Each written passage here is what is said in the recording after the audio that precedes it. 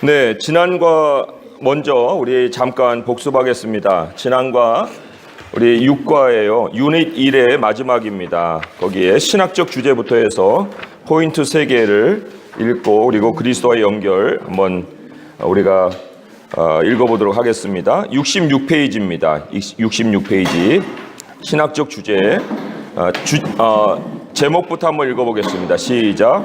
악의 확산을 늦추시는 하나님의 영광을 훼손하려는 인간의 시도를 하나님이 심판하고 막으십니다. 포인트 1.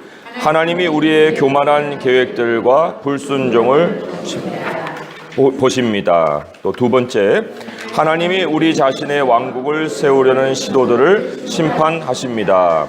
세 번째, 하나님이 우리의 우상 숭배적 계획들을 실패하게 하십니다. 자, 그리스도와의 연결 마지막 74페이지죠. 하나님은 자신의 이름을 크게 내려던 사람들의 언어를 혼란에 빠뜨리셨습니다. 그러나 수천 년 후 오순절에 하나님은 그 언어의 장벽을 허무시고 자신의 백성이 세상에 흩어져 하나님의 아들 예수님의 위대한 이름을 알리게 하셨습니다. 자, 그리고는 이제 76페이지, 7페이지에 보시면 유닛 2예요. 거기에 큰 제목이 언약의 하나님입니다. 그래서 1과부터 6과까지는 창조의 하나님이었고 이제 두 번째 단원에서는 언약의 하나님을 배웁니다. 그리고 이제 가스펠 프로젝트의 12권이 다 하나님을 배우는 그러한 교재이기 때문에 그 큰 유닛의 주제는 다 하나님으로 돼 있어요. 그래서 오늘은 언약의 하나님 첫 과라고 할 수 있습니다. 세션 7입니다. 자, 7에 아브라함과 언약을 맺으시는 하나님 이렇게 나옵니다. 우리 신학적 주제에 한 목소리 읽어보겠습니다. 한 나라를 택하신 하나님은 그 나라를 통해 죄의 저주를 돌이키시고 세상을 하나님의 나라로 다시 만드십니다. 자, 보통 우리가 포인트 3개는 신학적 주제에서 이제 확산된 개념이라고 말씀을 드렸어요. 그런데 오늘 포인트 1, 2, 3 이렇게 보시면은 내용이 과연 신학적 주제에서 나온 것일까 하고 이렇게 좀 의문을 가질 수가 있습니다. 그런데 물론 이제 번역 때문에 한글 문장은 순서를 이렇게 해야 되는 그 상황에서 지금 신학적 주제가 이렇게 번역이 됐지만 영어로는 이제 순서대로 1, 2, 3 이렇게 연결이 돼요. 그런데 좀 순서가 바뀌어 있긴 하지만은 포인트 3에 우리 포인트 3을 잠깐 보세요. 하나님은 자신의 사람들이 구별되기를 바라십니다. 구별이라는 말이 나오는데 신학적 주제에 그 포인트에 해당되는 것이 첫 번째 그 택하신 하나님이에요. 택하심. 그게 이제 구별입니다. 그래서 한 나라를 택하신 하나님, 그게 이제 구별하시는 거고요. 또 포인트 2를 한번 보세요. 보시면 하나님의 신실하심을 신뢰하라고 명령하십니다. 이렇게 나와 있는데 그 포인트 2에 해당되는 것이 죄의 저주를 돌이키신다는 말이 있어요. 죄의 저주를 돌이키신다는 것이 바로 하나님을 신뢰함으로 연결이 됩니다. 이따가 더 자세하게 설명을 드리겠지만 어떤 죄가 돌이켜지는 것이 하나님과의 연결이고 하나님과의 연결은 바로 하나님을 신뢰하는 것과 관련이 있어요. 그래서 포인트 2는 중간에 있는 것과 연관이 되고요. 마지막이 이제 포인트 1과 연결되겠죠.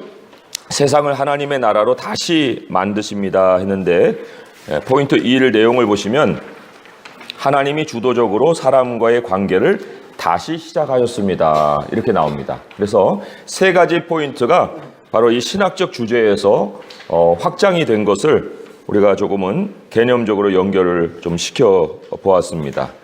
자, 그러면 이제 제가 도입 부분을 한번 읽어보도록 하겠습니다. 그리고 오늘 우리가 가장 중요하게 생각해야 될 단어가 있다면 언약이에요. 언약을 또 배울 거고, 그리고 또 하나 부가적으로 우리의 개념을 정리해야 되는 것이 저주예요. 저주. 저주는 주술적인 의미가 아닙니다. 우리가 이제 성경에 축복도 물질적인 관계와 연결되어 있지 않았잖아요. 하나님이 창조하신 목적을 할 수 있도록 기능을 부여해 주시는 것이 복이라고 그랬어요. 복이 없으면 기능을 할 수가 없다고 했듯이 저주의 개념도 우리가 저주받는다 하면은 뭔가 이렇게 재앙이 임하는 그런 어떤 식의 생각을 하기가 쉬운데 저주도 그런 개념이 아닌 것을 우리가 좀 정리를 해볼 필요가 있어요. 그래서 언약과 저주 이 두 가지를 잘 정리할 수 있게 바랍니다. 제가 도입을 읽어보겠습니다. 결혼 연령이 높아지고 심지어 결혼을 안 하는 사람도 많아지고 있습니다. 이렇게 결혼 문화가 이전과는 달라졌지만 미혼 남녀들은 여전히 결혼에 대한 환상을 가지고 있습니다. 결혼은 언약 관계로 남녀가 서로를 결속하는 약속입니다. 아플 때든 건강할 때든 부유할 때든 가난할 때든 죽음이 갈라놓을 때까지 서로 사랑하겠다고 작정하는 것입니다. 언약은 상대방이 어떻게 하든 어떻게 되든 상관없이 서약을 지키기로 양자가 동의하는 것입니다. 그러나 안타깝게도 많은 사람이 언약이 아닌 계약으로 결혼에 접근합니다. 계약은 한쪽에서 깨뜨리면 무효가 됩니다. 그래서 계약으로서의 결혼은 부부 사이에 기대가 채워지지 않으면 관계에 문제가 발생합니다. 언약에 대한 이러한 태도는 결혼뿐 아니라 하나님과의 관계에 대한 우리의 관점도 바꾸어 놓습니다. 왜 그럴까요? 성경이 하나님과 그 백성의 관계를 언약으로 묘사하기 때문입니다. 그런데 종종 사람들은 하나님과의 관계를 계약으로 생각합니다. 내가 나의 역할을 잘해야 하나님도 하나님의 역할을 하셔서 나를 축복하시고 내가 죽으면 천국에 데려가실 거야. 그러나 만일 내가 선을 행했는데 하나님이 내가 원하는 것을 주지 않으신다면 나는 그만둘래. 이런 거래 관계라고 얘기를 하고 있어요. 자, 이제 질문을 통해서 한번 내용을 살펴보겠습니다. 하나님과 거래를 한 적이 있습니까? 어떤 거래였습니까? 했는데 거래에 대한 이제 개념을 우리가 앞에서 만났듯이 거래는 이제 내가 상대방에게 뭐를 기대할 때 그 상대방을 필요로 하는 거예요. 그래서 기대하기 때문에 그 굉장히 조건부죠. 조건부의 어떤 그 바라는 것들이 채워지기 원하는 거죠. 그래서 78페이지 밑에서 두 번째 문단 마지막 즈음에서 부부 사이에 기대가 채워지지 않으면 관계에 문제가 발생한다 했는데 이 기대가 바로 이제 거래의 하나의 그 중심이라고 할 수가 있어요. 여기 이제 우리 자신의 경험을 물어봤지만 창세기의 가장 거래의 대표적인 예를 들어보라면 야곱이죠. 야곱이 창세기 28장에 보면은 하나님이 이미 약속을 해주셨습니다. 어떻게 약속을 해주셨냐면 28장 15절에 보면은요, 하나님 이렇게 얘기하십니다. 내가 너와 함께 있어 내가 어디로 가든지 너를 지키며 너를 이끌어 이 땅으로 돌아오게 할지라 내가 네게 허락한 것을 다 이루기까지 너를 떠나지 아니하리라 하신지라. 이건 언약이에요. 그죠? 하나님이 야곱에게는 언약을 주셨는데 야곱은 그 언약을 거래로 받아들입니다. 그래서 거기에 뭐라고 서원하냐면 28장 20절에 보면 야곱이 서원하여 이르되 하나님이 나와 함께 계셔서 내가 가는 이 길에서 나를 지키시고 먹을 떡과 입을 옷을 주시오 내가 평안히 아버지 집으로 돌아가게 하시오면 하고 조건을 내세우죠. 여호와께서 나의 하나님이 되실 것이요 내가 기둥으로 세운 이 돌이 하나님의 집이 될 것이요 하나님께서 내게 주신 모든 것에서 11조를 내가 반드시 하나님께 드리겠나이다 하였더라. 이게 이제 거래죠. 그래서 이러한 하나님의 약속을 잊어버리고 우리가 하나님을 향해서 좀 강하게는 서원까지 하고 또 약하게는 그냥 마음의 기대감을 걸고 하나님을 찾아나가는 그러한 많은 사례들을 생각을 해볼 수가 있을 거예요. 자, 그런데 왜 두 번째 문제는 그렇습니다. 왜 우리는 관계에 대해 언약이 아닌 계약의 태도를 취할까? 왜 그럴까요? 왜 거래를 할까요? 그것은 사실 언약을 하게 되면 상대방에 대해서 무한 책임을 져야 돼요. 그리고 또 상대방을 사실은 신뢰를 해야 합니다.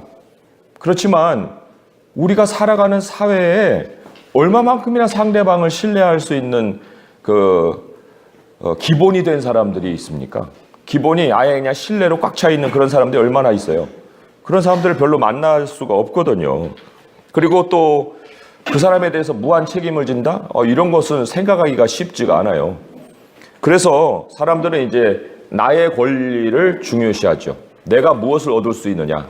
그 이제 얻을 수 있는 상황에서 다른 사람들과 이렇게 거래를 하고 계약을 합니다. 그러니까 언약은 뭐라고 그랬어요? 아까 78페이지 두 번째 문단에 서로 사랑하겠다고 작정하는 거라고 했잖아요. 서로 사랑하겠다고. 그런데 사랑으로 관계를 결속시킬 만한 관계를 우리가 만나보지도 못했을 뿐만 아니라 기대를 어떤 채울 만한 그런 생각이 가득 차가지고 그 관계가 필요하고 요 관계가 필요하고 이렇게 여러 가지 관계들을 내 손에 이렇게 쥐고 살아가는 그런 상황이에요. 그러니까 그 사람을 원해야 되는데 그 사람을 원하는 게 아니라 그 사람을 통해서 내가 채울 수 있는 상황을 원하는 거예요. 그러니까 계약을 자꾸 맺는 거죠. 그게 우리의 태도에 묻어 있기 때문에 하나님과의 관계에서도 그런 식의 태도를 우리가 가지기가 쉽다 할 수 있어요. 자, 우리가 이 세션에서 그래서 이제 배울 것이 있습니다. 여기 이 세션에서 함께 읽어보겠습니다. 시작. 이 세션에서 우리는 하나님이 언약을 맺으시는 분이라는 것을 배울 것입니다. 죄 때문에 사람들은 하나님과 분리되었고 서로 간에도 분리되었습니다. 그러나 하나님은 한 사람 한 가족을 택하셨고 이들을 통해 이 분리를 돌이키시겠다고 약속하셨습니다. 이 약속은 후에 아브라함의 후손이신 나사렛 예수를 통해 성취되었습니다. 그리고 이 약속은 오늘날에도 교회를 통해 완수되고 있습니다. 온 세계의 사람들이 복음을 믿어 하나님의 가족이 되고 있습니다. 여기 우리가 좀 이제 배워왔던 익숙한 개념들을 좀 여기에 잠깐만 소개해드리면은 하나님과 분리, 서로 간의 분리, 그게 뭐라고 그랬죠? 죄라고 그랬죠. 죄라고 했는데 택하신다. 한 사람 한 가족을 택하신다는 것이 구별이고 구별이 거룩이에요. 그래서 오늘 이제 거룩함에 대해서도 조금은 더 구체적으로 배울 거고요. 택하심이 누군가를 구별시키는 거고 구별시키는 것이 거룩함이다. 그리고 왜 구별시켜요? 하나님과 소통하고 연결시키기 위해서 구별시키잖아요. 그래서 거룩함과 의로움이라는 것은 함께 가는 거예요. 죄의 반대가 의라고 그랬죠. 그죠? 여기 중간쯤에서 이 분리를 돌이키겠다고 약속하셨습니다. 그랬죠? 거기에서 우리가 어떤 개념이 있어요? 의의 개념이 있는 거예요. 아까 분리는 죄지만 돌이키시겠다고 약속하셨습니다는 의예요. 근데 그 방법은 택함을 통해서라는 거죠. 그 택함은 구별이고 구별은 거룩이다. 그래서 거룩하고 의라는 것은 이제 연결이 된다. 우리 예수님에 대해서 목사님, 네. 미안합니다. 예. 이 분리를 돌이키겠다고 약속이 아니라 언약 아니에요? 약속이 언약이고요. 언약이 약속이에요. 아까 말씀하셨던 약속하고 언약이 좀 다르지 않아요? 계약이요, 계약. 예. 네. 그래서 사도행전 3장 14절 한번 찾아보세요. 사도행전 3장 14절을 보시면은 예수님을 어떻게 소개하고 있느냐 하면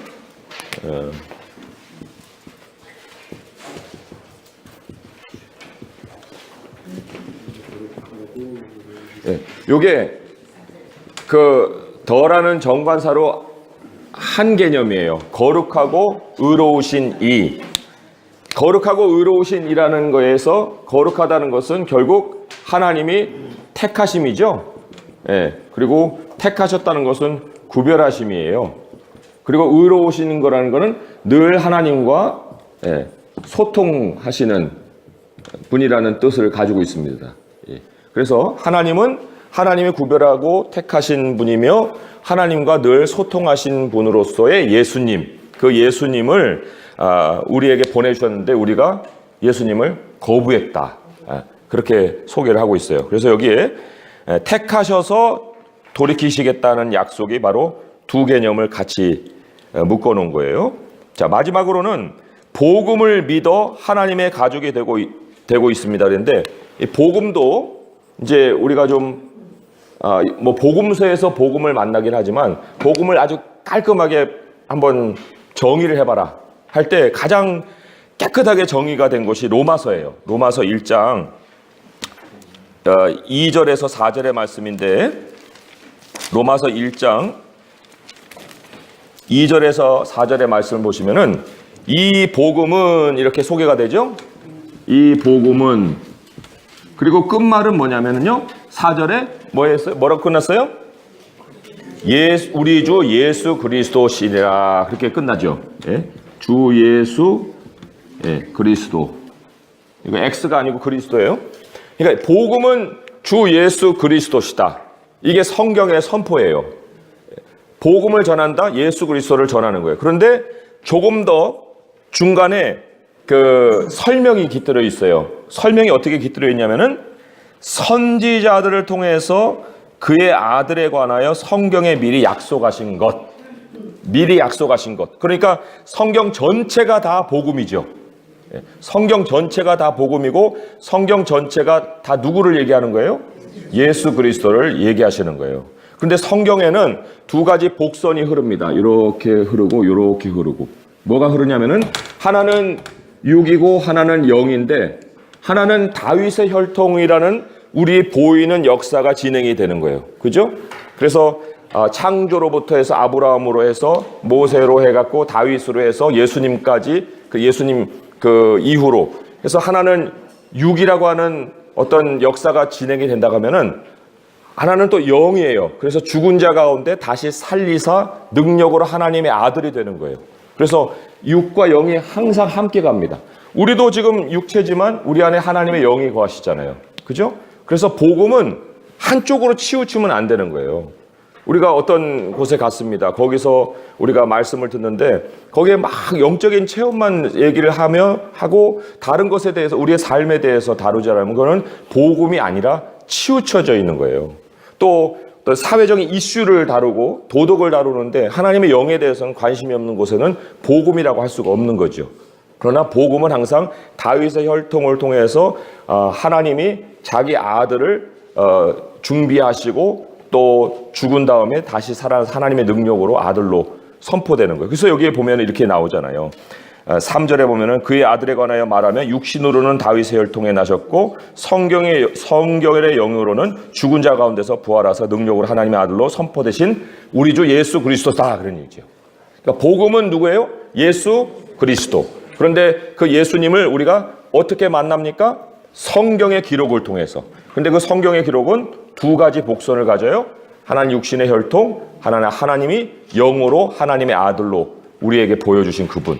그게 이제 복음인데, 그러한 복음을 우리가 사람들에게 전할 수 있도록 하나님이 언약을 맺어주셨다 하는 것이 이제 오늘 이 세션의 요약이라는 거예요. 좀 설명을 장황하게 드렸지만은 여기에는 죄의 개념, 의의 개념, 그다음에 복음의 개념, 이 세 가지가 다 들어 있습니다. 오늘 과를 잘 정리하시면은 이 세 가지가 이제 잘 병합이 되어서 우리 안에서 질서 있게 사고할 수 있도록 도와줘요. 자, 그러면 첫 번째, 하나님이 주도적으로 사람과의 관계를 다시 시작하셨습니다. 본문을 우리 1조가 읽어주세요. 시작. 여호와께서 아브라함에게 이르시되 너는 너희 고향과 친척과 아버지의 집을 떠나 내가 너에게 보여줄 땅으로 가라. 내가 너로 큰 족을 이루고 네게 복을 주어 네 이름을 찬양하게 하리니 너는 복이 될지라. 너를 축복하는 자에게는 내가 복을 내리고 너를 저주하는 자에게는 내가 저주하리니 땅의 모든 족속이 너로 말미암아 복을 얻을 것이라 하시니라. 이에 아브라함이 여호와의 말씀을 따라갔고 롯도 그와 함께 갔으며 아브라함이 하나를 떠날 때 75세였더라. 네, 질문입니다. 여호와께서 아브라함에게 말씀하실 때 나오는 내가의 동그라미를 치십시오. 자, 동그라미를 몇 개 칠 수 있을까요? 4개 있죠? 네, 4개 쳤어요. 이것을 통해 하나님이 자신의 영광과 구원 계획에 얼마나 전념하시는지 알 수 있습니까? 했어요. 자, 얼마나 전념하시느냐면은 뭐 100% 전념이죠. 거기 포인트대로 주도적이라고 얘기하는 그 단어에 있어요. 그런데 그 주도적이라는 것이 얼마만큼이나 주도적이냐 하면, 자, 처음에는 아브라함으로 시작하죠. 그런데 그 3절 마지막쯤 가면은 땅의 모든 족속이 너로 말미암아라는 말이 나와요. 그래서 아브라함에서부터 땅의 모든 족속까지 하나님이 주도적으로 시작에서 마무리까지 그 모든 것을 하나님이 행하신다. 그게 하나님의 사실은 속성이에요. 여기 자신의 영광과 구원 계획 이렇게 나온 것이 하나님의 선이죠. 왜냐하면 하나님을 나타내는 것이 영광이고 선한 하나님의 영광과 그분의 신성, 속성이 나타나니까 이게 하나님의 선한 계획이에요. 그죠? 하나님의 선한 계획. 자, 그런데 이 선한 계획 또한 선한 일, 그 속성이 뭐냐면 하나님은 일도 시작하시고 그 일을 마치기도 하신다는 거. 그게 선한 일의 정의예요. 빌립보서 1장으로 한번 가보시면 빌립보서 1장에 6절의 말씀이 이렇게 기록이 되어 있습니다. 너희 안에서 착한 일을 시작하시니가 그리스도 예수의 날까지 이루실 줄을 우리는 확신하노라.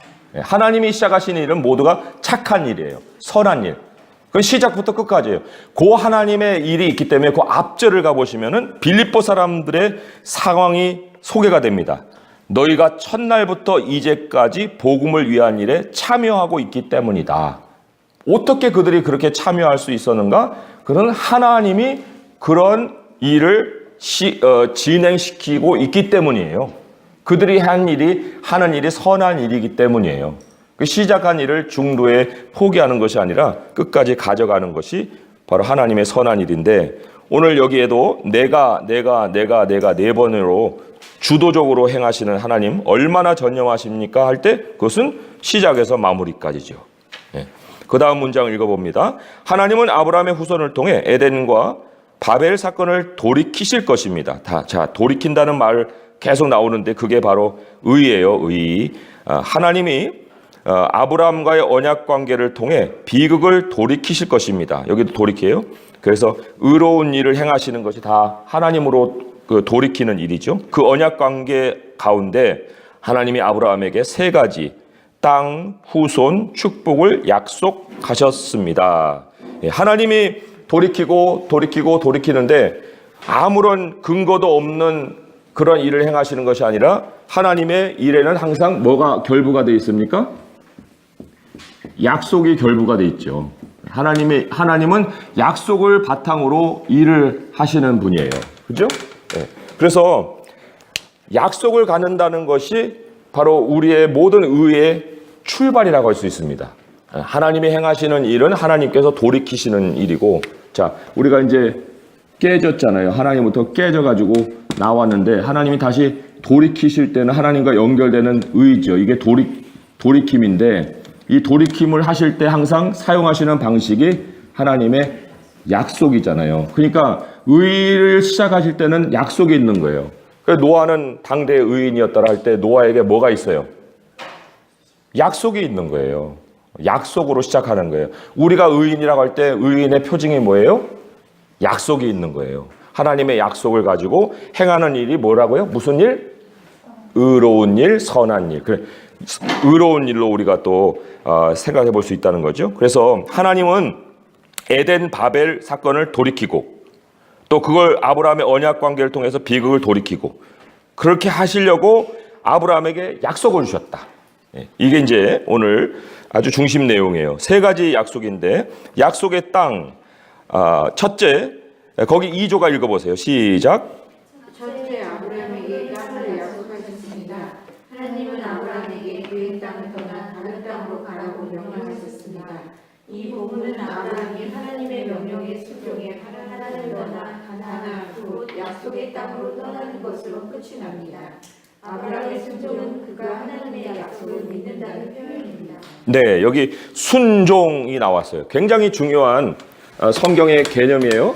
그래서 앞으로도 계속 이제 반복이 되겠지만은 이 순종을 우리가 좀 정리를 하고 넘어갈 필요가 있습니다. 이 순종하고 좀 굉장히 비슷하면서 아닌 게 있어요.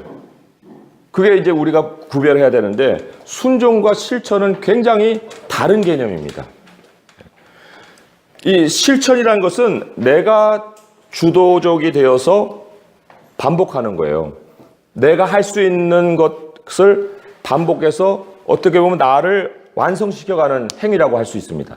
그러니까 이제 실천을 하게 되면은 눈에 보이는 어떤 방식으로 내가 주도가 되어서 나를 완성시켜가는 거예요. 이게 뭐하고 개념이 통하냐면 율법과 개념이 통합니다. 예. 율법이라는 것은 실천할 수 있는 어떤 명령인 반면에 순종은 눈에 보이는 게 아니에요. 하나님이 아브라함에게 주신 그 말씀을 따른다고 할 때 그 말씀을 아브라함이 어떻게 따를 줄 모르는 거예요. 내가 너에게 아들을 주리라. 그러면 그 아들을 주리라 하는 말씀을 어떻게 실천하겠습니까? 그 실천하려다가 누구를 낳았어요? 이스마엘을 낳았잖아요. 그리고 실천하려다가 엘리에셀이나 나에게 주시오 하는 그런 방식이었잖아요. 순종은 굉장히 보이지 않는 방식이에요. 순종은 믿음으로밖에는 할 수가 없는 거예요. 하나님이 주도해 가시는 방식을 따르는 것이 순종이에요. 그러니까 순종과 실천이 비슷한 것 같으면서도 굉장히 다른 개념을 가지고 있다. 이 정도로만 일단 설명을 드리고요. 그래서 약속의 땅, 그 순종은 그가 하나님의 약속을 믿는다는 표현이었다 하는 거고요. 약속된 후손, 그 다음 쪽 읽어주세요. 시작.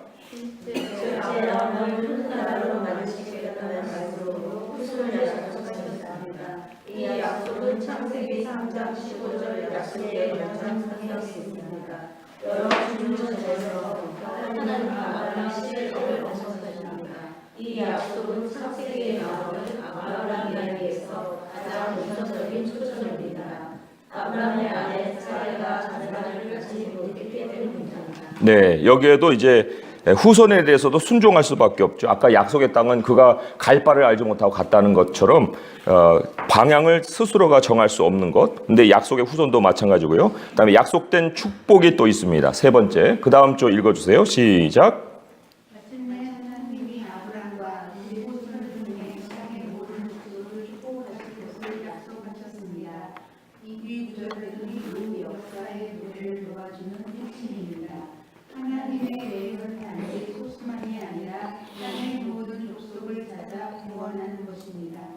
하나님은 땅의 모든 백성에게 번영의 주가 되길 원하십니다. 아브라함에게서 이스라엘 백성이 나오며 그들을 온 나라에 지배하여 그 나라의 유일하게 사랑하신 하나님의 예배로 이끌어가는 부르심을 받았습니다. 네, 여기 두 번째 문단에 이후 역사의 무대를 놓아주는 핵심이라고 나왔어요. 이후 역사의 무대를 놓아주는 핵심. 이후 역사, 그것은 아브라함이 있어요. 이때는 아브라함이고요. 세상이 있습니다. 근데 아브라함을 통해서 하나님이 세상을 복을 주기도 하고 저주하기도 하신다 했잖아요. 그죠? 그러면 세상에 앞으로 쓰여질 모든 세상 역사는, 이후의 역사는 아브라함과 세상의 상호 관계를 통해서 나타나는 산물이에요. 스스로가 쓸 수가 없어요. 세상은 자기의 역사를 쓸 수가 없어요. 하나님의 백성과의 관계 속에서 모든 역사가 진행될 수밖에 없는 거예요. 그러니까 이 하나님은 아브라함을 통해서 또는 그 이후에 하나님 백성을 통해서 이 하나님의 영광을 맡기는 거죠. 이 세상이 하나님의 백성과 어떤 식으로 그 관계를 맺느냐에 따라서 이들에게 하나님이 행하실 복이나 하나님이 행하실 저주가 임한다고 하면은 아브라함이나 그들의 후손은 바로 하나님의 영광을 위해서 사는 자들이에요. 하나님과 연결된 자들이라는 거죠. 그래서 이 이후 역사의 무대라고 할 때 우리가 이렇게 다시 정리를 하면 인간 역사는 하나님의 백성과 세상이 상호 관계를 통해서 낳는 산물이다. 지금도 마찬가지예요. 지금도. 그리고 역사가 끝날 때까지 그럴 수가 있습니다.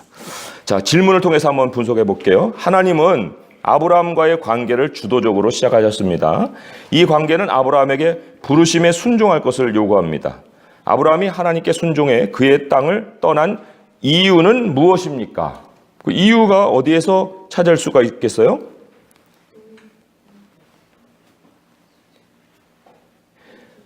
약속의 땅에서 맨 마지막 쯤에 하나님의 약속을 믿는다는 표현이라고 했잖아요.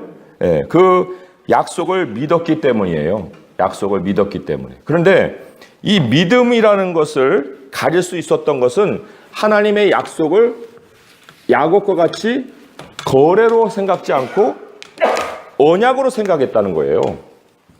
언약만이 믿음을 낳는 거죠. 예. 거래는 사실 굉장히 자기 실리를 낳고 그다음에 자기 권리를 주장할 수 있는, 그래서 기대감 속에서 생겨나는 거라면, 언약이라는 것은 앞이 안 보이고 또 미래가 보장되지 않는 상황에서도 하나님 때문에 움직이는 거예요. 하나님 때문에. 그래서 약속을 언약으로 그가 취했기 때문에 갈 수가 있었던 것이지, 그걸 언약으로 취하지 않고 다른 걸로 취했으면 그러면 내게 주어지는 이익은 뭐야? 뭐 이런 식으로 이제 사고가 돌아가지 않겠습니까? 그래서 여기 12장 3절에 아까 읽었던 말씀 12장 3절에 너로 말미암아 복을 주리라 하는 그 하나님이 그 아브라함에게도 절대적인 신뢰를 주셨고, 너로 말미암아 땅이 복을 받을 것이다. 그러니까 하나님도 사실 아브라함의 미래가 어떻게 될지에 대한 무슨 모든 것들을 다 알고 계시지만, 그 당시 아브라함이 생각할 때는 나를 뭘 믿고 그렇게 황당한 소리를 하십니까? 굉장히 당황스러울 수도 있잖아요. 내가 그런 자격이 될 수도 없는데. 그런데 하나님이 내가 너로 말미암아 모든 땅을, 모든 족속을 복 준다는 것은 언약의 선포지요. 자격이 갖추지 않은 사람에게 그런 약속을 준다는 것은 축복이고 언약의 선포예요. 그러니까 하나님이 나를 그렇게 믿어주시니까 나를 이용하고 마실 뿐이 아니다. 하나님이 나를 거래로 생각하지 않으셨으니 내가 어찌 하나님을 거래로 대하랴 하는 그런 그 언약의 생각을 아브라함이 품을 수 있었고, 그리고 믿었기 때문에 이제 순종할 수 있었다고 얘기할 수 있어요. 자, 두 번째 문제입니다. 만약 하나님이 세상의 관점으로 볼 때 타당하지 않은 것을 명령하신다면 말씀에 순종하기 위해 내게 필요한 것은 무엇입니까? 그랬습니다. 타당하지 않는 거예요.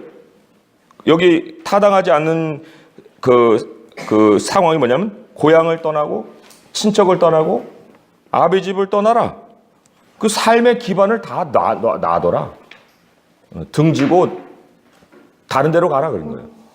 그러면 그게 쉽게 따를 수 있는 거니까. 그래서 그것을 우리가 이게 실천의 그 의미로 하면은 통하지를 않는 거예요. 이건 실천할 수 없는 거잖아요. 그죠? 하나님의 언약 관계를 사실 우리가 기억할 수 있어야만 이러한 하나님의 명령에도 우리가 순종을 할 수가 있다. 그래서 우리에게 필요한 것이 뭐냐면 하나님의 언약을 계속 기억하는 거예요. 내가 얼마큼 희생하는가, 뭐를 얻을 수 있는가, 이런 나의 희생을 생각할 것이 아니고 상호 사랑 관계죠. 상호 사랑 관계. 1대1, 거래는 1대1이에요. 그러나 언약은 사실 1대 무한대라고 할 수 있어요. 아브라함과 하나님이잖아요. 하나님. 그래서 여기 한 가지 좀 찾아볼 수 있는 말씀이 있는데 아주 멋진 말씀이 하나 있어요. 시편 77편입니다. 시편 77편에 한 사람의 고민이 나와요. 고민이 나오는데 거기에 보면은 77편 3절에 보면 이런 말씀 있죠. 내가 하나님을 기억하고 불안하여 근심하니 내 심령이 상한다. 아니, 하나님을 기억하는데 왜 불안하고 근심하냐? 왜냐하면 하나님의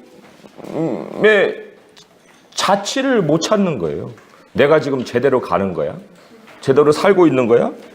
뭘 생각해 보니까 뭐 만질 거리도 없고 볼 것도 없고, 아브라함의 상황이 마찬가지예요. 그런 상황이에요. 그러니까 어떻게까지 생각하냐면 7절을 하고 부터 해서 주께서 영원히 버리실까? 다시는 은혜를 베풀지 아니하실까? 9절로 온 가면 하나님이 그가 베푸실 은혜를 잊으셨는가? 노하심으로 그가 베푸실 긍휼을 그치셨는가? 끝났나? 나는 끝났나 이제? 이런 어떤 불안함이 찾아왔을 때에 마지막에 멋진 결론이 19절, 20절이에요. 주의 길이 바다에 있었고 주의 곧은 길이 큰 물에 있었으나 주의 발자취를 알 수 없었나이다. 여기 발자취는 발자국을 얘기합니다. 발자국. 바다에 하나님의 발자국이 남지는 않잖아요. 그러나 홍해 바다가 열린 것은 사실이잖아요. 홍해 바다가 열려서 그 앞으로 나갈 수 있었고 또 그 다음으로 나갈 수 있었지만 그러나 하나님의 발자국을 우리가 그 물에서는 볼 수가 없었다. 하나님의 리더십이 바로 그런 리더십이에요. 눈에 보이지 않으나 확실하게 우리를 앞으로 디뎌 나갈 수 있도록 해주시는 그 하나님. 그 하나님은 무엇을 통해서 그 일을 행하시냐면 언약을 통해서 그 일을 행하시고, 그리고 하나님은 우리에게 오직 믿음을 갖도록 그 상황을 그렇게 끌어가세요. 오직 믿음. 그 믿음만 딱 남을 수 있는 그 상황까지 가져가신다는 거예요. 그러니까 그게 사람으로서는 견디기가 힘들죠. 그러나 거기에서 시작하는 것이 진짜 하나님에 대한 체험이고 또 놀랍고 기이하신 하나님을 만나는 순간이라 할 수가 있어요. 자, 그래서 두 번째 문제까지 우리가 봤고요. 두 번째 포인트, 하나님의 신실하심을 신뢰하라고 명령하십니다 그랬어요. 때때로 눈에 보이는 증거는 약속과 반대로 나타납니다. 하나님이 아브라함에게 멋진 약속들을 하셨지만 아브라함과 사라에게는 자녀가 없었습니다. 그잖아요? 약속과 현실이 완전 반대잖아요. 두 사람 모두 나이가 많았고 심지어 사라는 임신 가능 시기가 지났습니다. 기다리다 지친 아브라함은 하나님께 질문하기 시작했고 문제를 자기 손에 쥐고 해결하려고 했습니다. 자, 말씀 그 다음 조가 여기 우리 김한구 장로님 조입니다. 시작. 이후에 여호와의 말씀이 환상 중에 아브라함에게 임하여 이르시되 아브라함아 두려워하지 말라. 나는 내 방패요 너의 지극히 큰 상급이니라. 아브라함이 이르되 주 여호와여 무엇을 내게 주시려 하나이까. 나는 자식이 없사오니 나의 상속자는 이 다메섹 사람 엘리에셀이니이다. 아브라함이 또 이르되 주께서 내게 신을 주지 아니하였으니 내 집에서 길린 자가 내 상속자가 될 것이니라. 네, 잠깐의 순간이지만 이제 언약이 거래로 바뀌어버리는 거래식의 사고가 이제 돌아가는 아브라함을 우리가 여기서 만납니다. 자, 문단 읽습니다. 아브라함은 하나님의 큰 약속에도 불구하고 의심했습니다. 그는 하나님의 약속과 자신의 처지를 살펴보았습니다. 그러고는 하나님이 모르실까봐 종 엘리에셀을 상속자로 삼는 방안을 기띔했습니다. 아브라함의 이런 의심이 도저히 상상할 수 없는 것이라고 말할 수 없을 것입니다. 우리 삶에도 하나님의 약속들이 이루어지지 않을 것 같을 때 종종 있기 때문입니다. 그러니까 여기 순종이 또 뭐로 바뀌어요? 실천으로 바뀌는 거예요. 실천한 가능한 상황 속으로 이제 상황을 몰아가는 거죠. 그러나 하나님의 언약은 순종을 필요로 하는 것이지 실천을 필요로 하는 게 아니거든요. 그래서 이제 문제를 봅니다. 재정, 결혼, 양육, 관계, 뭐 이거 다 포함. 재정은 뭐 모든 일생, 관계도 모든 일생, 결혼과 양육은 뭐 청년 시기와 또 결혼을 나누고 그 사이에서 벌어질 수 있는 그런 두 가지 큰 이슈인데, 삶의 제반 영역에서 하나님의 약속을 신뢰하며 살아가고 있습니까? 원하는 결과를 얻기 위해 문제를 손에 쥐고 스스로 해결하려고 했던 경험을 이야기해 보십시오 그랬어요. 자, 문제라고 정의를 할 때 문제가 문제일 수 있는 이유는 뭐예요? 문제가 문제가 되는 이유? 왜 멀쩡한 것이 문제로 바뀌어요? 네? 의심. 네. 문제가 문제로 되는 것은 하나님의 백성으로 말하면 아까 우리가 읽었듯이 보이는 증거와 약속이 반대로 될 때, 그때는 이제 문제가 되는 거예요. 뭐 하나님이 나를 먹이시고 입히신다고 그러고 뭐 참새들도 다 뭐 떨어지는 것까지 안다 하시고 그 나라와 그 일을 먼저 구하라 하시는데 맨날 나는 먹을 양식이나 걱정을 해야 되고 상황은 변한 것이 없고, 그러면 그게 문제야? 아니에요. 문제죠. 그러니까 하나님의 약속과 우리의 보이는 증거가 따로 돌면 그게 문제인 거예요. 그게 우리가 정의할 수 있는 문제예요. 여기 보면 위에 그 문단에 자신의 처지라고 그랬잖아요. 자신의 처지. 그러니까 그 처지로 바뀌는 거죠. 그리고는 이 문제를 손에 쥐고 스스로 해결하려고 한다. 여기 이제 이 아브라함도 그랬고 방안을 하나님께 기띔했다. 뭐 이런 정도로 해주시면 되지 않겠습니까? 어느 정도로 이제 딱 선을 그어버리는 거죠. 그랬는데 그런 경험들이 있습니까? 했는데 이 경험의 또 대표적인 예를 보면은 야곱이죠. 야곱이 왜 이 대표적인 예냐면 하나님이 이미 그 어머니를 통해서 야, 네 태중에 두 국민이 있다. 큰 자가 어린 자를 섬긴다. 선포하셨거든요. 그리고는 그 리브가가 야곱하고 얼마나 오손도손 지냈어요. 그러니까 꿈 얘기 안 해줬겠어요?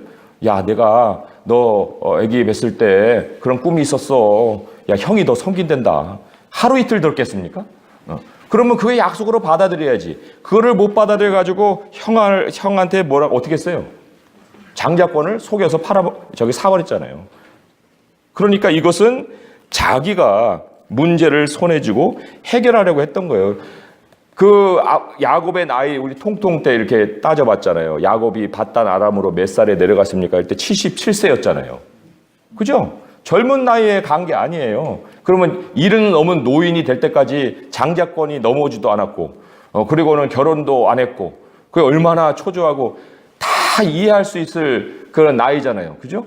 네, 그런 상황을 우리가 생각을 해볼 때 이 야곱의 상황이 우리의 상황으로 바뀐다고 하면 그럴 수밖에 없다. 이러한 우리의 성향을 어떻게 변화시킬 수 있을까요? 하고 두 번째 이제 문제가 나오는데 그 변화는 다른 데 있잖아요. 다시 약속으로죠. 다시 약속으로. 예. 그 다시 약속으로 할 수 있는 그 말씀이 어디냐면은 시편 60편이에요. 굉장히 중요한 말씀이에요. 며칠 전에 새벽 기도 때 우리가 들었던 말씀인데 이 말씀 꼭 기억하세요. 시편 60편입니다. 시편 60편 제가 1절부터 해서 1절하고 4절을 읽을게요. 중요한 것은 4절인데 시편 60편 하나님이여 주께서 우리를 버려 흩으셨고 분노하셨사오나 지금은 우리를 회복시키소서. 다윗이 전쟁 나갔어요.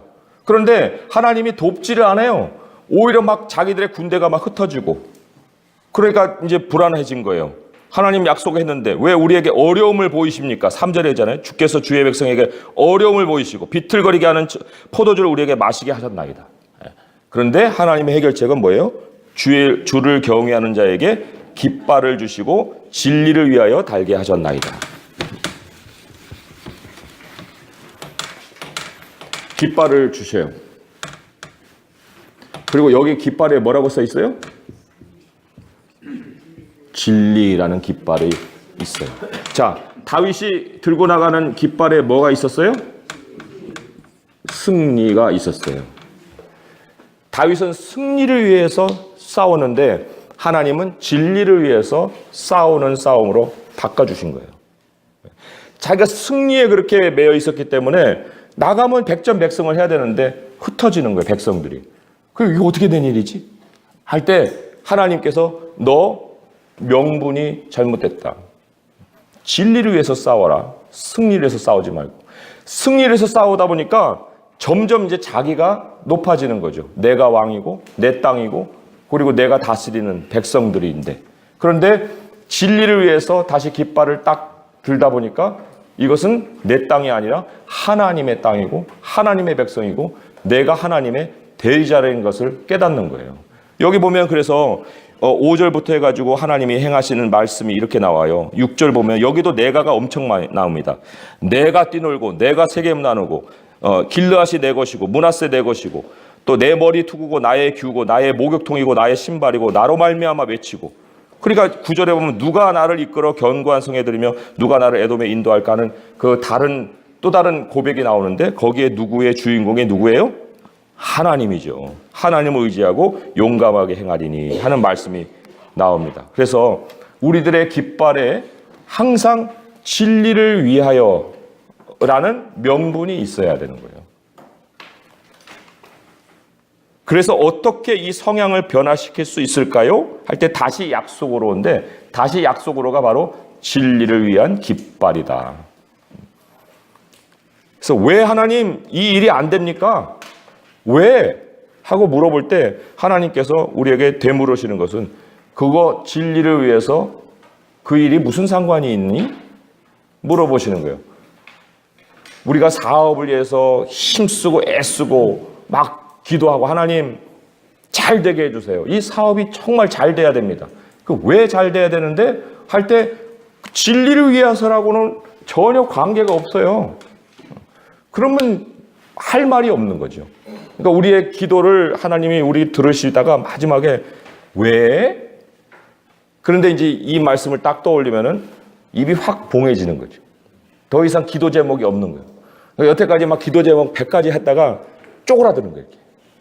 한 가지도 안 남아요. 그리고 다시 시작하는 그 기도. 그게 바로 아브라함이 하나님께 나아가서 다시 시작할 수 있었던 기도예요. 우리는 우리의 일과 우리의 포부를 펼치기 위해서 세상에 온 게 아니잖아요. 아브라함의 후손이잖아요. 그럼 아브라함이 하나님의 영광을 걸고 살았던 사람인 것이면 우리도 바로 그런 삶을 살아야 되지 않겠어요? 자, 그 다음에 문장이 있습니다. 82페이지 밑에요. 아브라함이 의심하는 와중에도 하나님은 그에게 오셔서 약속들을 다시 말씀하실 뿐 아니라 새로운 약속들을 더하셨습니다. 그제야 아브라함은 하나님을 믿었습니다. 자, 그 다음에 말씀 어느 주죠? 예, 시작. 여호와의 말씀이 그에게 임하여 이르시되 그 사람이 내 상속자가 아니라 내 몸에서 날다가 내 상속자가 되리라 하시고 그를 이끌고 밖으로 나가 이르시되 하늘을 올라오고 뼈를 셋이나오라. 또 그에게 이르시되 내 자손이 이와 같으리라. 아브라함이 여호와를 믿으니 여호와께서 그의 의로 여기시고. 아멘. 아브라함은 하나님의 약속을 믿었고 하나님은 그것을 아브라함의 의로 여기셨습니다. 갈라디아서 3장에서 바울은 아브라함의 믿음을 구원받게 하는 믿음의 모델로 지목합니다. 바울은 우리가 규칙 준수로 의롭다함을 받는 것이 아니라고 말합니다. 하나님의 율법을 어기는 자들은 저주를 받는데 우리는 모두 율법에 대한 범법자들입니다. 그러나 감사하게도 그리스도께서 십자가에서 우리를 위해 대신 저주를 받으셨습니다. 칭의는 오직 예수님을 믿음으로 얻습니다. 아브라함의 경우 마찬가지로 하나님의 의를 우리의 구자에 거저 넣어 주십니다. 오늘 우리는 하나님의 약속을 신뢰하도록 부름받았습니다.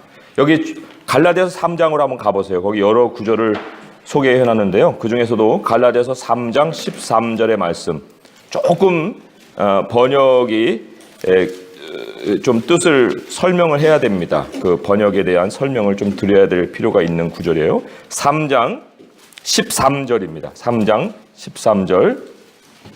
그리스도께서 우리를 위하여 저주를 받은 바 되사 율법의 저주에서 우리를 속량하셨으니 기록된 바 나무에 달린 자마다 저주 아래 있는 자라 하였습니다. 여기 저주를 받은 바 되사 이렇게 됐는데요. 원래 원어는 저주가 되사예요. 저주가 되사, 저주가 되셨다. 여기 이 설명 문장에도 중간쯤에서 그리스도께서 십자가에서 우리를 대신 저주를 받으셨습니다 했는데 성경 원래 그 문자 그대로 하게 되면 저주가 되셨다는 거예요. 자, 그럼 저주가 되셨다는 게 무슨 의미겠어요? 그래서 우리가 이 저주에 대해서 알고 있어야 된다는 거죠.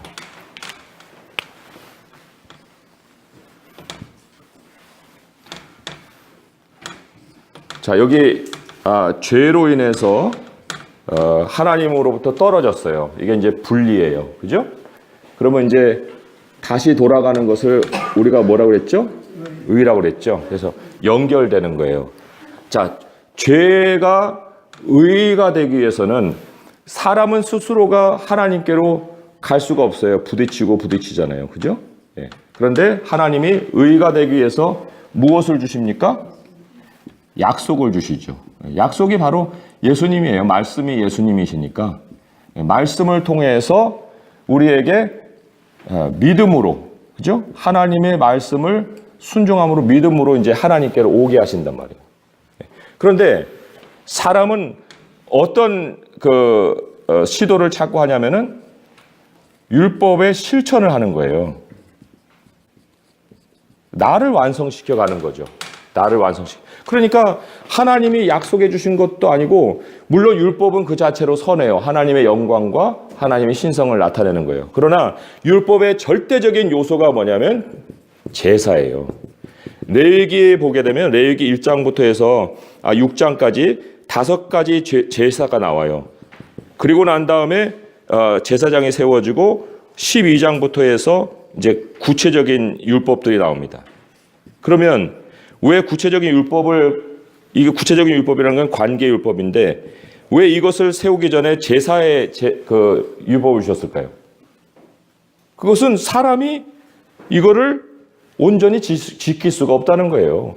하나님께로 나오는 길 먼저 제시하고 우리에게 흠이 있다는 거죠. 그러니까 하나님의 은혜의 길을 먼저 제시하고 요거를 주시고 요거 안 되니까 여기로 와서 하나님을 찾아 나가라 하는 이 제사의 요소라는 것은 결국은 은혜거든요. 은혜. 이 은혜라는 것이 반드시 있어야 율법은 완성이 되는 것이지 은혜가 없이 율법 자체로 사람이 하나님을 찾아 나갈 수 있는 길은 없어요. 그런데 자꾸만 율법 자체로 사람이 자기를 하려다 보니까 여기에 뭐가 생겨요? 여전히 간극이 생기잖아요. 이 사이라는 이 현실이 늘 존재하는 거예요. 이 사이. 하나님의 영광에 이르지 못하는 간극이 생기는 거예요. 이것이 바로 저주예요. 저주. 성경이 얘기하는 저주예요. 복이라는 것은 이게 끝까지 연결이 쫙 되는 게 복이에요. 하나님께로부터 내려오는 것이 복. 또 우리도 하나님을 찬송하잖아요. 찬송이라는 말이 히브리어로는 축복이에요. 우리가 하나님을 축복한다고 얘기합니다. 하나님 우리를 축복하고 우리가 하나님을 축복하는 거예요. 그러니까 복의 개념은 서로가 간극이 없이 막 소통이 확 일어나는 거예요. 그런데 저주는 하나님이 우리에게 주신 율법의 절대적인 요소가 제사고 은혜를 구해야 되는데 그러지 않고 자기 스스로가 자기를 완성하려다 보니까 계속 벽에 부딪히고 하나님의 영광에 이르지 못한 로마서 3장 23절에 나오듯이 그래서 그것을 이 간극이 벌어진 것을 성경은 저주라고 하는데 예수님이 저주가 됐다고 그랬죠. 저주가 됐다는 건 뭐예요? 무슨 주술적인 재앙을 당한 거예요? 그게 아니에요. 간극을 예수님이 메워주신 거가 저주가 되신 거예요. 이 저주의 틈을 메워야 하나님께로 나갈 수 있잖아요. 지금까지는 이 간극을 뭐가 메꿨어요? 제사가 메꿨죠. 그러나 이제 이후로는 영원한 제사가 되어주신 예수 그리스도예요. 그러려면 저주가 되셔야죠. 간극을 메워주셔야죠. 그래서 하나님의 말씀을 우리가 믿으면은 복을 받고 하나님의 말씀에 분순종하면 저주를 받는다는 것은 우리가 하나님의 말씀에서 모든 우리의 공급이 나오는데 그 말씀을 받지 않고 우리 식대로 살게 되면은 이 벽을 항상 만난다는 거예요. 하나님으로부터 공급이 끊겨지는 거예요. 그래서 우리 앞에 저주가 항상 놓여 있는 거죠.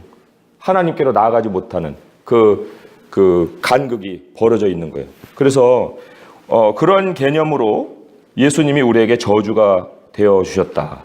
그래서 율법은 우리가 이제 좀 정리하게 되면 율법은 주체가 누구겠어요?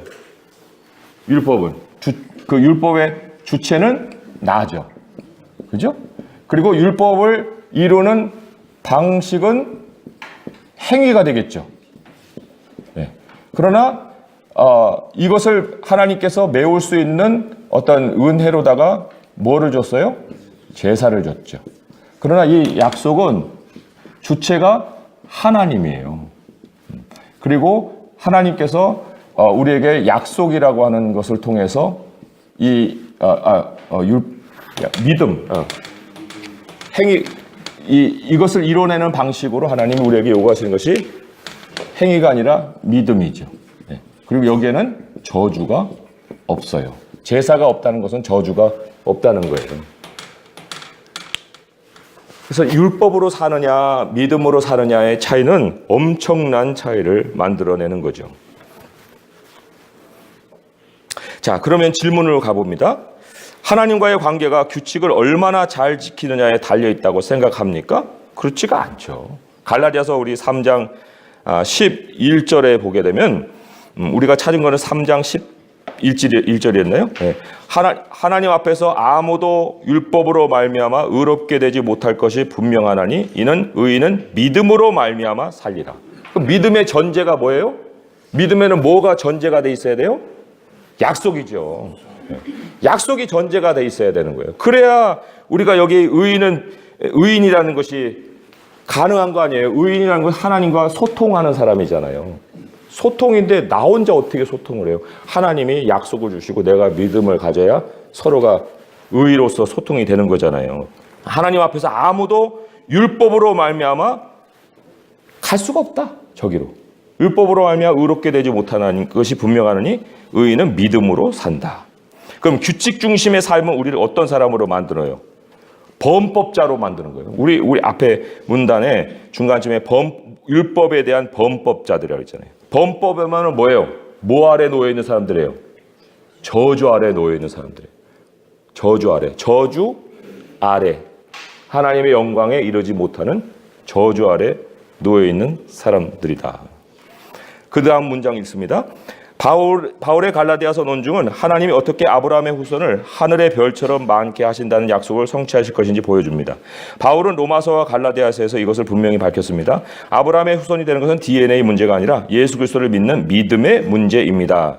아브라함의 믿음을 가진 자만이 아브라함의 아들이며 천국에서 땅 위의 모든 족속으로 이루어진 무수한 무리가 될 것입니다. 그랬어요. 그래서 거기 로마서 4장도 있고 갈라디아서 3장 7절도 괄호 안에 들어가 있는데요. 거기에 보면은 믿음의 자취라는 말이 나옵니다. 믿음의 자취. 로마서 4장 12절. 메모만 해두세요. 믿음의 자취. 그 자취라는 것이 본보기라는 뜻이에요. 본보기. 믿음의 본보기. 그러니까 아브라함은 본이에요. 본. 하나의 예이고 우리가 다 그 믿음의 자취를 따라갈 사람들이라 말씀을 하고 있어요. 자, 세 번째 포인트입니다. 하나님은 자신의 사람들이 구별되기를 바라십니다. 여호와께서 어떻게 자신을 아브라함과 그의 후손에게 언약이라는 수단으로 묶어놓으셨는지 보았습니다. 심지어 하나님은 그것들이 이루어지지 않는다면 친히 저주를 받으시겠다고 작정하셨습니다. 이 관계 가운데 인간의 책임은 무엇입니까? 창세기 17장에 그 답이 있습니다. 여기 좀 좀 힘든 것이 친히 저주를 받으시겠다고 작정하셨다? 이게 무슨 뜻일까? 창세기 15장 거기 괄호에 있는데 창세기 15장을 한번 가보세요. 그러면 이제 성경이 얘기하는 바 그 개념을 조금 이해하실 수 있을 겁니다. 창세기 15장 7절에서 21절까지인데요. 그걸 다 읽을 수는 없고 거기에서 이제 좀 중요한 것만 그 말씀을 드릴게요. 9절과 10절의 말씀에 이렇게 기록되어 있습니다. 여호와께서 그에게 이르시되 나를 위하여 3년 된 암소와 3년 된 암염소와 3년 된 순양과 3비둘기와 집비둘기 새끼를 가져올지라. 아브라함이 그 모든 것을 가져다가 그 중간을 쪼개고 그 쪼갠 것을 마주 대하여 놓고 그 새는 쪼개지 아니하였다 했고요. 그 다음에 하나님께서 어떻게 나타나셨냐면은 17절에 해가 져서 어두울 때에 연기나는 화로가 보이며 타는 횃불이 쪼갠 고기 사이로 지나더라 그랬어요. 그죠? 그럼 왜 고기를 쪼개놨고 그 사이로 왜 하나님이 지나가셨냐? 자, 요 그림을 생각해 보세요. 요 그림. 이게 쪼개져 있죠?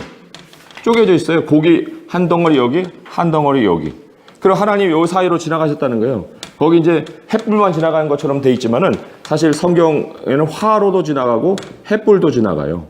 하나님이 이 사이로 쑥 지나가셨어요. 그 지나가셨다는 건 뭐를 하셨다는 거예요? 저주가 되셨다는 거예요. 그 간극을 메워주신 거예요. 그래서 일치가 되게 하신 거예요. 그 희생을 통해서. 그 희생이 바로 하나님이 저주를 메워주시고 스스로가 저주가 되시는 방식이에요. 이해가 되세요? 네.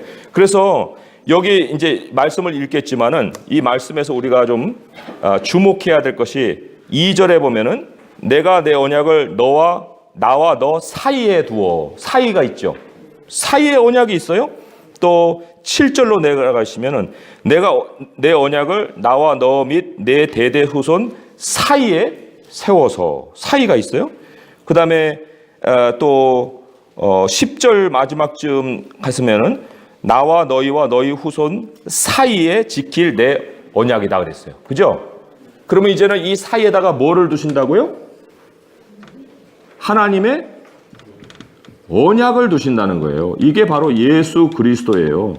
말씀이신 예수 그리스도. 이제는 하나님의 언약을 그 사이에 두어서 언약을 통해서 하나님과 우리가 하나가 되게 하신다 하는 약속을 아브라함에게 주셨다는 얘기죠. 아브라함의 언약이 그래서 굉장히 중요한 거예요. 자, 누가 어느 조입니까? 이 말씀 읽을 조. 네, 시작.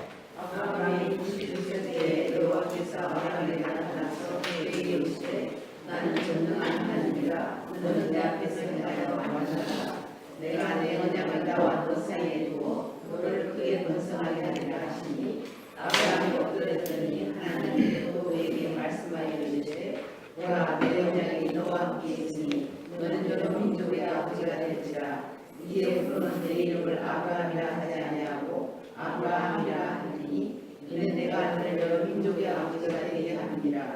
내가 너로 심히 번성하게 하니 내가 내게서 민족들이 나게 하며 왕들이 내게로부터 나오리라. 내가 내 언약을 나와 너희 내 후손 사이에 세워서 영원한 언약을 삼고 너와 내 후손의 하나님이 되리라. 내가 너와 내 후손에게 내가 거류하는 이 땅 곧 가나안 온 땅을 주어 영원한 기업이 되게 하고 나는 그들의 하나님이 되리라. 하나님이 또 아브라함에게 이르시되 그런즉 너는 내 언약을 지키고 내 후손도 대대로 지키라. 너희 중 남자는 다 할례를 받으라. 이것이 나와 너희와 너희 후손 사이에 지킬 내 언약이니라. 너희는 포피를 배워라. 이것이 나와 너희 사이에 언약의 표징이니라. 너희의 대대로 모든 남자는 집에서 난 자나 또는 너희의 자손이 아니라 이방 사람에게서 돈으로 산 자를 막론하고 난지 할례만의 할례를 받을 것이라. 너희 집에서 난 자든지 너희 돈으로 산 자든지 할례를 받아야 하니 이에 내 언약이 너희 사이에 있어 영원한 언약이 되느니와 할례를 받지 아니한 남자 곧 그 포피를 베리지 아니한 자는 백성 중에서 끊이니 그가 내 언약을 배반하였음이니라. 네, 제가 계속 읽습니다. 여호와께서 아브라함을 부르셔서 하나님 앞에 흠없이 행하라고 말씀하십니다. 여기 왜 흠없이라고 했냐면요, 완전하라. 그 두 번째 1절 마지막쯤 완전하라가 흠없다는 뜻이에요. 그래서 여기는 흠없다라는 것으로 번역했어요. 하나님 앞에 흠없이 행하라고 말씀하십니다. 여기 행하라는 것도 행이 단일행, 걸어 다녀라 그런 뜻이죠. 하나님 앞에 흠없이 걸어 다녀라고 말씀하십니다. 아브라함의 후손을 많게 하셔서 그가 열국의 아버지가 될 것이라는 약속을 재천명하시고 여호와께서 아브라함의 이름을 아브라함으로 바꾸셨습니다. 이는 여러 민족의 아버지를 의미합니다. 그뿐만 아니라 왕들이 아브라함의 가문에서 나올 것입니다. 그는 왕의 계보를 생산할 것입니다. 하나님은 약속들을 지킬 것이며 아브라함도 하나님 앞에서 흠이 없어야 할 책임이 있습니다. 그 언약은 조건적인 동시에 무조건적이었습니다. 그것은 반드시 이루어질 것이지만 아브라함의 후손 중 한 명이 흠이 없어야만 했습니다. 그러나 모두 흠이 있었고 오직 예수 그리스도만 예외였습니다. 그리스도를 믿는 믿음을 통해 우리는 아브라함의 자녀가 됩니다. 질문입니다. 우리가 하나님이 택하신 백성이라는 사실을 통해 알 수 있는 하나님의 사랑의 특징은 하나님 사랑의 특징은 무엇입니까? 여기 하나님 사랑의 저는 하나님 사람의 특징으로 잘못 봤네요. 제가 그 답을 좀 잘못 다룬 것 같긴 한데 어쨌든 다시 사실을 통해 알 수 있는 하나님 사랑의 특징, 하나님의 사랑, 하나님의 사랑의 특징은 언약을 맺는 거겠죠, 그죠? 예, 저는 하나님의 사람으로 생각을 했어요.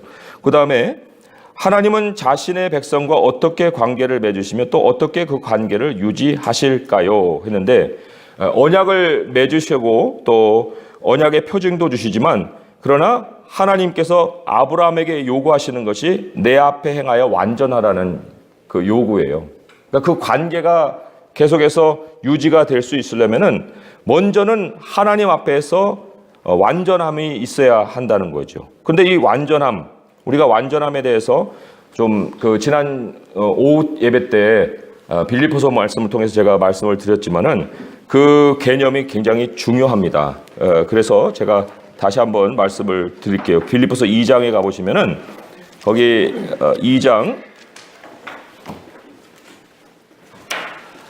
15절의 말씀, 2장 15절의 말씀, 이는 너희가 흠이 없고 순전하여, 여기 흠이 없다는 것이 이제 완전하다는 뜻이고 그 순전하다는 것은 같은 개념을 반복한 거예요. 흠이 없고 순전하여 어그러지고 거스르는 세대 가운데서 하나님의 흠 없는 자녀로 세상 가운데서 그들 가운데 별들이라고 그랬죠. 별들로 나타내며 생명의 말씀을 밝혀라 했는데, 밝히다라는 것에 각주에 뭐라고 써 있다고요? 붙들어라고 그랬잖아요. 생명의 말씀을 붙들어. 생명의 말씀을 붙드는 것이 바로 우리가 별들로 나타내는 그 길이고, 별들로 나타내는 것이 바로 흠이 없고 순전한 거예요. 그러니까 빛들인데 그 빛들이 별들이라고요. 예, 헬라어 번역을 하자면 빛이 복수일 수 없잖아요. 빛이 어떻게 빛들이에요? 근데 빛들이라는 것은 별들이에요. 별들. 그러니까 다니엘의 말씀과 똑같죠. 너희 옳은 대로 인도한 자는 하늘의 별과 같이 빛난다 하는 말씀이 바로 이거하고 연결되는 건데, 별들로 빛나는 것은, 별은 반사체라고 그랬잖아요. 스스로가 빛을 내지 못한다 그랬죠. 그럼 하나님이 우리에게 빛을 먼저 비춰주셔야 우리가 그것을 반사하는 건데, 그 빛이 뭡니까? 생명의 말씀이죠. 하나님의 말씀이 우리에게 들어와서 다시 나가는 것이 바로 별들이 낼 수 있는 빛인데, 그 생명의 말씀을 붙들어야만 우리가 흠이 없을 수 있다. 그걸 완전하게 행할 수 있는 사람은 사실은 없는데, 예수님이 그래서도 이 흠이 없는 분이라고 성경이 소개가 되고 있는 이유는, 내가 아무것도 스스로 할 수 없노라, 나는 모든 것을 아버지의 뜻대로 하노라. 요한복음 5장 30절이에요. 저거만 놓으세요. 요한복음 5장 30절. 그리고 히브리서 9장 14절을 보시면은 흠 없는 자기를 하나님께 드린 예수 그리스도라는 말이 나옵니다. 흠 없는 자기를 하나님께 드렸다는 것은, 예수님은 아무것도 스스로 자기 뜻대로 행한 것이 없기 때문이라는 거죠. 그래서 우리가 하나님 앞에서 우리 하나님과의 관계를 유지할 수 있으려면은, 우리가 늘 하나님의 말씀을 우리 안에 품고 살 수 있어야 되고, 거기에 대한 표징으로 이제 이 할례를 행하라 했어요. 여기까지 이제 설명을 하면은 결론까지는 잘 갈 수가 있습니다. 아담은 하와에게 내 살 중에 살이요 내 뼈 중에 뼈라 그랬어요. 그러니까 성경에는 결코 사람을 반쪽으로 다루지 않아요. 남자를 다루는 것은 항상 거기에 여자가 같이 있는 거예요. 그래서 사람이죠. 그러니까 하나님이 남자에게만 얘기를 했다고 해서 여자에게 해당되는 것이 없는 게 아니라, 남자와 여자는 연합체로서 하나이기 때문에 이 할례라는 것도 그런 그 복수적인 둘이 하나 되는 개념에서 이제 할례를 행하라고 하는 건데, 이거는 이제 몸에 표징을 주는 거예요. 그러나 이게 겉이죠, 겉. 그죠? 이것이 율법이 우리의 겉의 행동에 대한 그 적용이라면, 우리 하나님이 우리에게 몸 안에 주시는 표징이 있어요. 이건 속이죠. 속이라는 것은 결국은 약속에 해당되는 건데, 몸 안에 주시는 표징이 바로 하나님의 영이에요. 그러나 우리가 이 성령을 어떻게 성경이 표현을 했느냐, 이 성령, 그러니까 하나님 안으로 우리가 그리스도 안으로 들어가고, 또 하나님의 영이 우리 안으로 들어오시고, 이런 모든 안으로, 서로의 안으로 들어가는 모든 그 행위를 성경은 세례로다가 설명을 하고 있어요. 근데 이 세례가 굉장히 중요한 것이,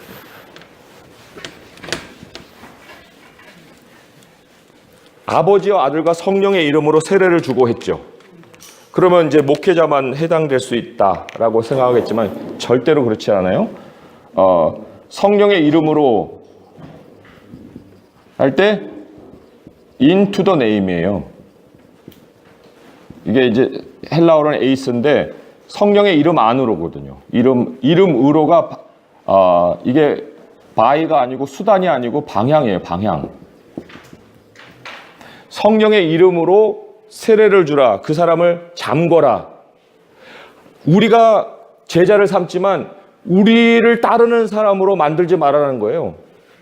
그죠? 모든 족속으로, 대상은 모든 족속이에요. 모든 족속으로 제자를 삼는 건 따라오게 하는 건데, 따라오라고 하면 내가 지도자가 될 수 있잖아요. 그러나 우리가 그들에게 가르쳐야 될 방향은 아버지와 아들과 성령의 이름이에요. 이름으로 이 잠기라는 거, 세례를 주라는 거 헌신하게 만들라는 거죠. 그러니까 로마서에 보면은 세례가 다 예수님과 하나 되는 거예요. 예수님의 죽으심과 하나 되고 부활하심과 하나 되고 이 모든 걸 다 세례로 설명을 하고 있습니다. 우리 성도님들이 그러면 이 세례에 대해서 못할 것이 없죠. 예식은 교회에서 행하지만 그러나 우리 성도님들이 자기 제자 삼지 않고 하나님 제자 삼는 일은 얼마든지 할 수 있잖아요. 그게 이 세례의 개념인데, 그래서 우리가 이 할례를 행한다. 모든 하나님의 백성들은 할례를 행해야 된다. 그 언약의 표징을 가져야 된다 하는 것이 바로 오늘날에는 세례고, 이 세례는 하나님과 연합하는 거죠.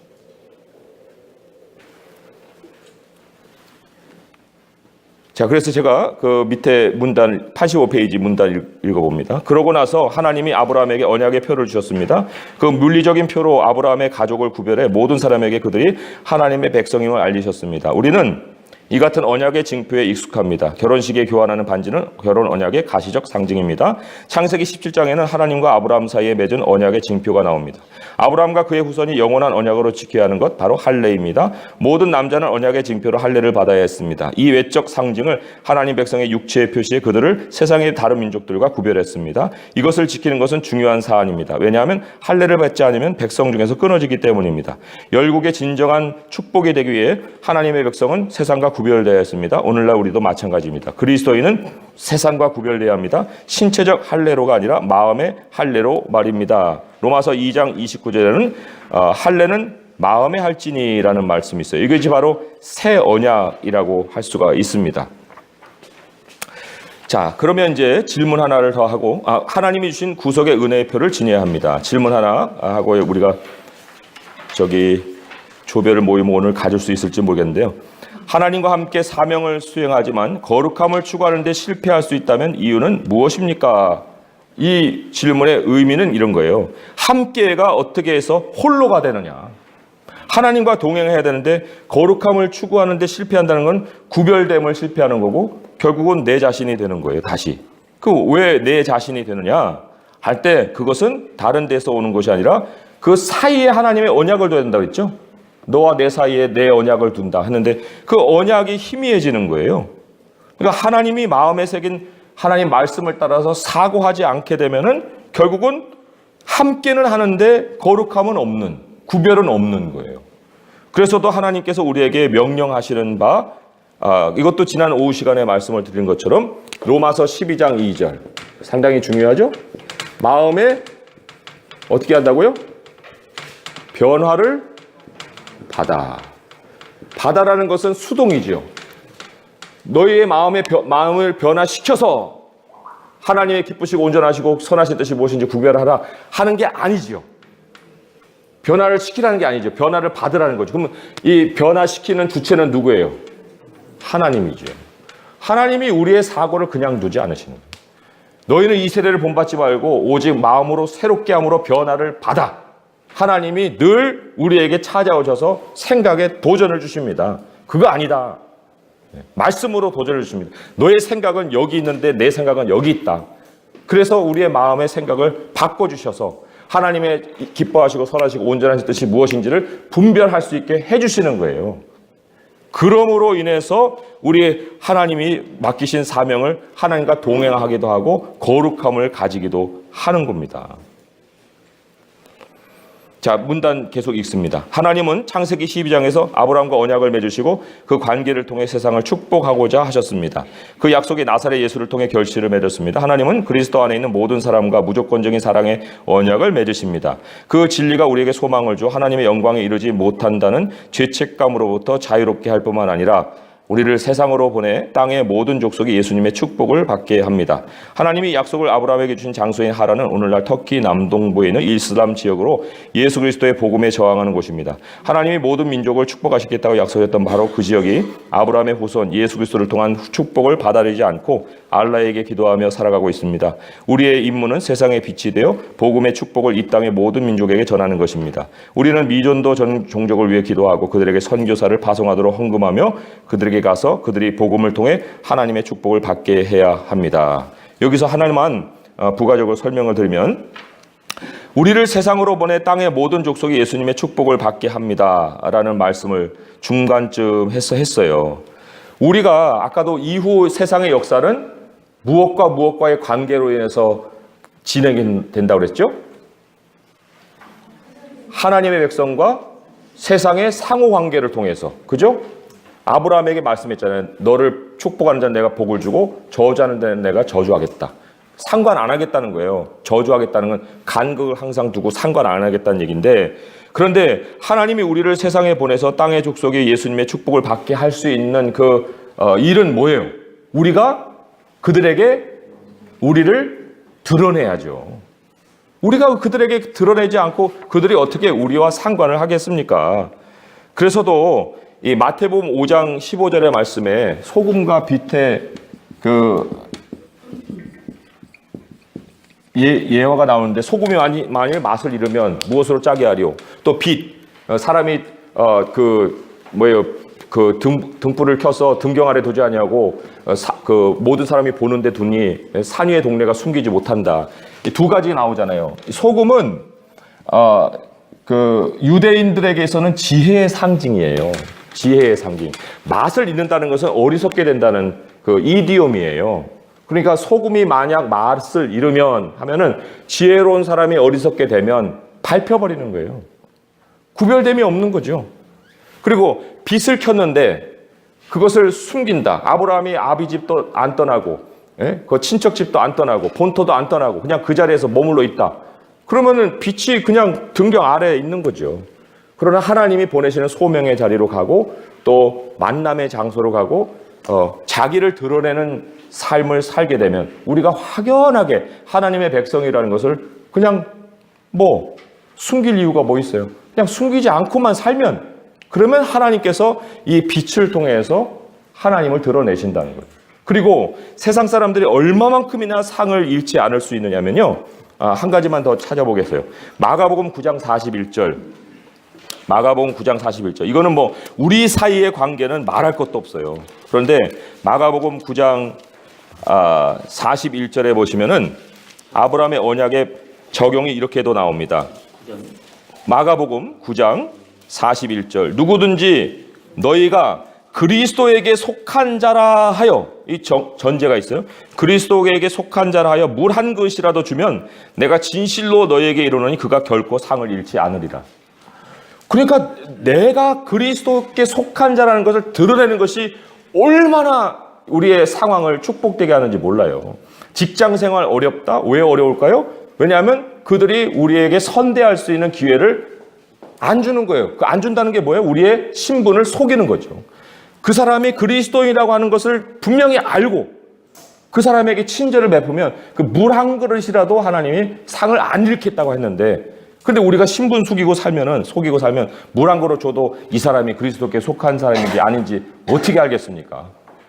그러니까 세상의 역사를 써가는 것은 결국 우리와의 상관관계 속에서 일어나는 것인데, 그러려면은 우리가 분명히 빛으로 우리 자신을 드러낼 수 있어야 한다 하는 거예요. 그게 아브라함의 삶의 모습이고 우리들의 삶의 모습이라 할 수 있습니다. 자, 그러면은 우리 1, 2, 3번을 한번 같이 한번 풀어보죠. 조별로 하면은 좋겠는데, 조별로 해볼까요? 별로 이렇게 동기부여가 안 되나 그래. 다음에. 자, 그러면 제가 읽어볼게요. 하나님은 우리를 아브라함의 계보를 잇는 믿음의 가족으로 선택하셨습니다. 우리는 세상에서 축복의 통로로 쓰임받기 위해 부름을 받은 백성입니다. 자, 1번 문제입니다. 우리가 지역과 해외와 세계 모든 나라에 빛이 되는데 참여할 수 있는 방법은 무엇입니까? 어떻게 참여할 수 있습니까? 포인트 1과 이제 좀 연결시켜 보세요. 포인트 1과.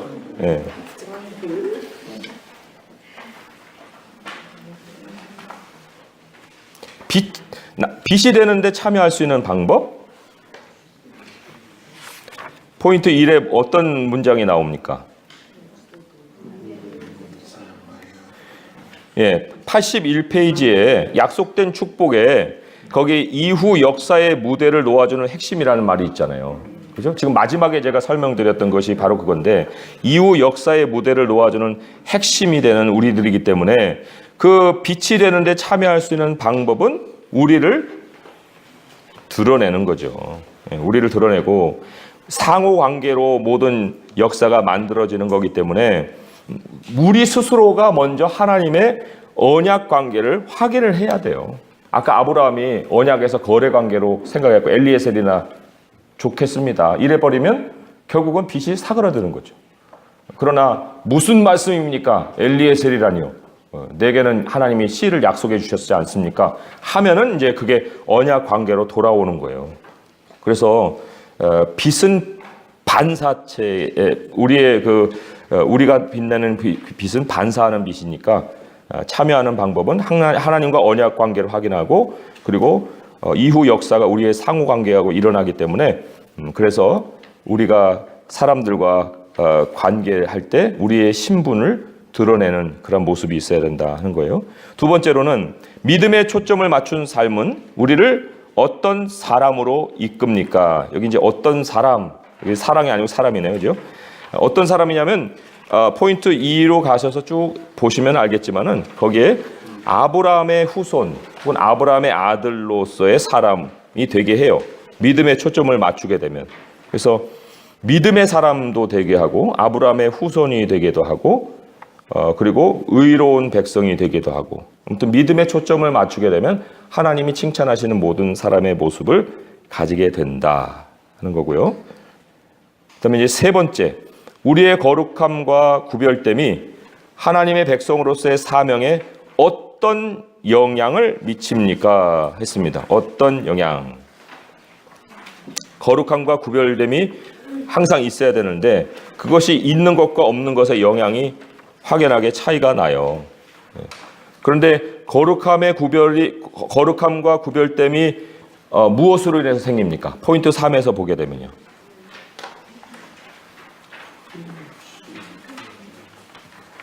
언약이죠. 그죠? 하나님의 언약이 하나님과 우리 사이에 있느냐 없느냐 거기에 따라서 거룩함이 구별되죠. 만약에 그것이 없으면 하나님의 백성에서 끊어진다. 그런 말씀도 있죠. 그죠? 근데 그 언약의 징표로서 옛날에는 할례를 얘기했지만 우리에게는 세례이고 하나님께 헌신이고 성령이라고 그랬어요. 그죠? 그래서 구별됨이 하나님의 사명에 어떤 영향을 미치냐면은 구별됨이 없다면 어떻게 된다고요? 아까 설명대로 열국의 축복이 될 수가 없죠. 그죠? 예. 열국의 축복이 될 수가 없고 하나님을 향할 수 있는 다리가 될 수도 없고 그리고 하나님의 영광이 비춰지는 방편이 될 수도 없어요. 그러면 그 구별됨으로 인해서 우리가 만약에 영향을 미칠 수 있다면 어떤 영향을 미치겠어요? 어떤 영향을?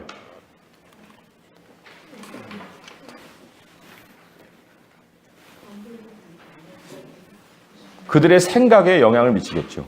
우리가 그들에게 보일 수 있는 것은 그리스도인의 가치관이잖아요. 언약을 품는다는 건 말씀을 품는 거고 말씀을 품는 것은 우리가 사고가 그렇게 돌아간다는 거기 때문에 하나님의 언약을 사이에 두고 있는 사람들은 그 하나님의 백성으로서 사명을 할 때 우리의 사명에 동기부여도 되고 또 가치관의 변화를 일으키기도 하고 또 그에 따라서 삶의 변화까지도 일으키는 일들이 있겠죠. 열국의 진정한 축복이 되는 영향을 미칠 수 있을 거예요. 자, 오늘은 열심히 잘 따라오셨습니다. 근데 많은 걸 배우셨는데 아마 다음번에 여러 가지 이제 다른 성경 구절을 대하실 때에도 개념 정리가 되면 그 말씀들이 서로 연결이 될 거예요. 그래서 오늘 배우신 거 잘 정리하시고 이후에 계속해서 말씀을 통해서 더 큰 깨달음을 얻어갈 수 있기를 바랍니다. 자, 제가 우리 황윤 집사님 뭐 가져오셨어요? 간식이요? 예. 끝나고 좀 차 드시고 간식하시기 바랍니다. 기도하겠습니다. 하나님 아버지 감사합니다. 우리에게 오늘 언약을 가르치셨습니다. 또 예수님께서 그 저주의 그 쪼개진 사이를 메우시고 우리 하나님으로 나가는 길이 되셨습니다. 하나님, 우리는 스스로는 아무것도 할 수가 없는데 하나님을 우리가 믿고 따르고 순종함으로 보이는 것이 아니라 보이지 않는 소망을 향해서 나아갑니다. 아버지 하나님께서 홍해물을 가르시듯이 우리를 오직 믿음으로 인도하여 주셔서 하나님의 기이하고 놀랍고 또 위대하신 일을 경험케 하실 줄 믿습니다. 아버지 하나님, 우리 모두가 다 세상을 아브라함의 후손으로 살게 하시고 또 우리를 대하는 모든 사람들에게 우리가 그리스도의 이름으로 인해서 그들에게 축복이 되는 통로가 되게 하여 주옵소서. 아버지 하나님, 우리가 빛을 비추는 반사체인 것을 기억하게 하셔서 우리 스스로의 빛으로 살지 않게 하시고 하나님의 빛으로 살게 하여 주옵소서.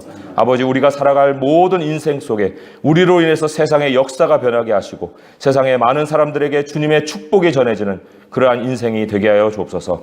예수님의 이름으로 감사하며 기도합니다. 아멘.